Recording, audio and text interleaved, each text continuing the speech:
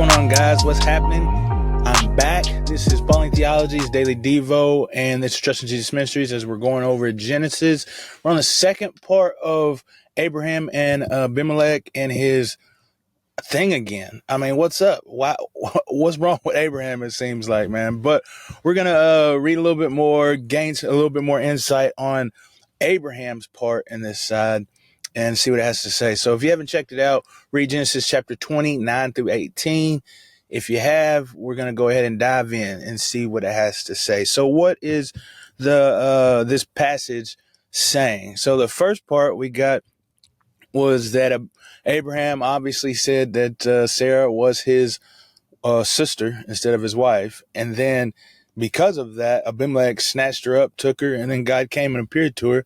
And now, now we get to see Abimelech a little bit mad, you know what I'm saying? Which is, okay, because he was kind of tricked or duped or fooled into getting into some trouble. And we saw that it wasn't the fact that, Abimelech knew of the sin, which caused, problems to happen because it was in ignorance, but sin still occurred and punishment still happened. So yeah, I think he has probably a little right to be mad.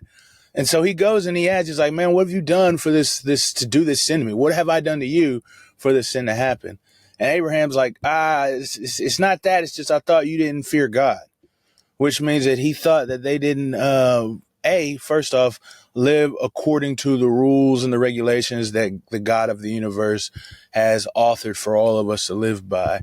And so he's saying that he doesn't care about the things of God, that he's an immoral and evil person. And so that's why I thought. But then he says another reason. He's like, but she really is my sister. Like, you know, she's really my sister. She's the daughter of my father, but not of my mother. You know, and he's like, so I'm not really lying. Trying to shrink away from the thing, because he's like, oh yeah, you weren't lying that she wasn't your sister, but you weren't telling the truth because she was your wife, Abraham. Well, what you tripping on? But anyway, after that, he says, and so every time I go to some place, he's like, I just say that I told her to do this kindness to me whenever we were married, that you would tell people that you were my sister, or I'm your brother. Like that would be the primary relationship, which is basically what he's saying, is that would be the primary relationship between them, and not the fact that she is his wife and he is her husband. So he's trying to make the primary relationship something other than what it was meant to be, subverting the family, basically. And so after that, then Abimelech is like, oh, okay. He's like, he was kind of mad still, though. So I'm sure he didn't shrink it off easily, but he knew what he knew there was something about Abraham because God spoke to him in that dream. And so obviously he forgave and then kind of like let all that stuff go away, because he offers him some peace tithings, man. He gives him some money for the thing of Sarah that happened, so that she could be vindicated before everybody, that everybody knew that she was still holy and pure in per se, that she didn't defile herself with Abimelech. And then also he gave Abraham some servants and maid servants, and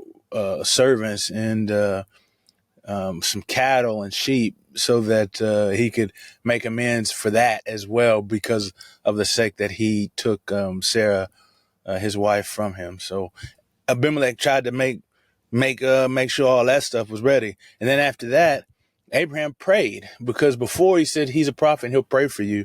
And so Abraham prayed, and then it says that the wombs of all of the nation were open, because God, on this thing of what Abimelech did to Abraham and Sarah, he closed all the wombs. He shut the wombs up of all of the nation. And so really it was like, whenever God said that he would surely die if he didn't give back his wife, it wasn't just him dying. It was also his kingdom.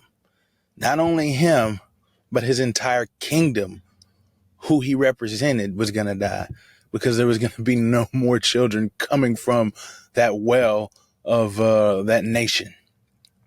And so because of the thing of him giving back Abraham praying, interceding. Again, we talk about Abraham being a prophet, that he intercedes on behalf of the people. He does that. God opens up their wombs, and then the nation becomes prosperous again. So what does this say about God? Well, first off, God is faithful to his people. That's one of the main themes that we're seeing, is that he's faithful to his promise. Every time something happens, whether it be by the fate of someone else, maybe it be by the actions of Abraham himself or Sarah or some other event, God is still faithful to his promise, working and making a way in order for Abraham and Sarah to have this child, so that this child can be a blessing and Abraham can be a blessing to the nations, and that he would have this land that he promised him. So all of the things that's going on, no matter all of the troubles and the schemes and the wiles of either Satan, the nations, himself, the world, like all of this, the things that we talk about really in now, when we think about who we have to fight against, who we war against in this world, whether it be ourselves, our sin of ourselves. Abraham clearly is trying to do that in this passage, or whether it be the nations, which we see happen with Sodom and Gomorrah, which is the world, or Satan himself, which we see in the garden. Like all of these things, God is still making this promise that he is going to vindicate, and he's going to destroy the head of the serpent, and that we will be again in fellowship with him. That faith, that promise that he made, he is faithfully completing, bringing to completion. What's to say about man? Well, I think it's saying that you never go too far to stumble. I think I talked about a little bit about that in the last episode, but it's still true now, is that God, it is that we as men, no matter how close it seems we get to God, we are never going to be to perfection. We still fall and fumble. Man, we saw just so much happening in Abraham's life as he began to grow and he begins to mature in his faith, his understanding of who God is, and righteousness and truth. But still, we got him falling to this little thing, falling, slinking away on trust in this little way. But we've seen him climb so many mountains of understanding the graciousness and the compassion that he should have, but he still falls here. And so I think that's just the plight of humanity, is that, man, we won't be perfect until we either Christ comes back or we pass away and we go to be with him. That's just the way it is. But that doesn't stop us from still trying to mature as Abraham was mature. And also our actions have consequences. So what Abraham did, it ruined the nation. And it potentially had the if it wasn't for Abimelech and his repentance and his turn to the side of Abraham, and it could have ruined the nation forever.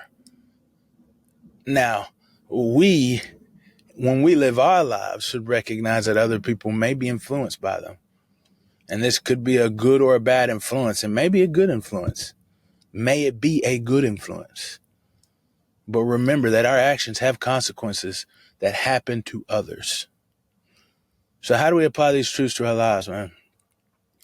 Well, I think that understanding and knowing that that as we follow Christ daily, as we live out this life in truth, that it's okay that we fall. Now, we shouldn't. I don't want to say, go ahead and fall. Go ahead and do that. But I do want you to understand that it's okay that we fall.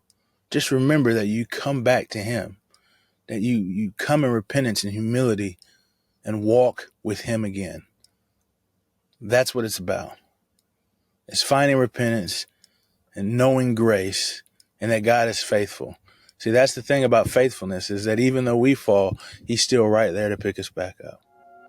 So stay focused on Christ. I appreciate you guys for listening, and I'll see you in the next episode.